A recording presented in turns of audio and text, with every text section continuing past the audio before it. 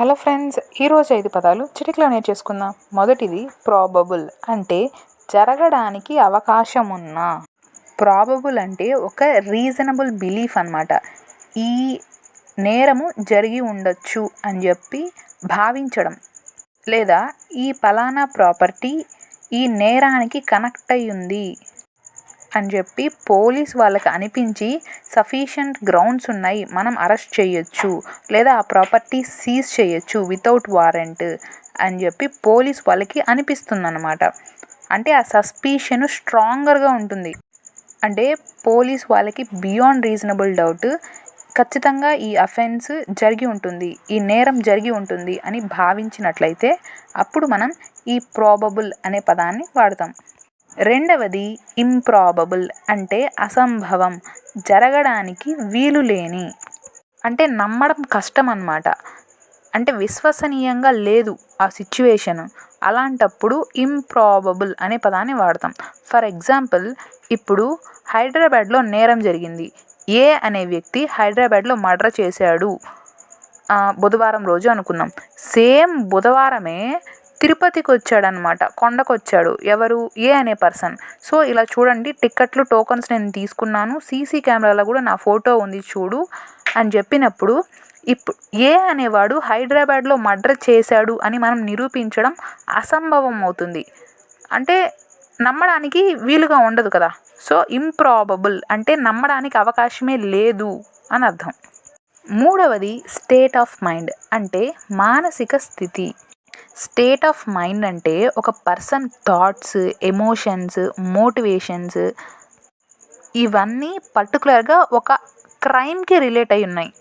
ఈ state of మైండే determine చేస్తుంది ఆ పర్టికులర్ పర్సన్ ఆ నేరం చేశాడా లేదా అని.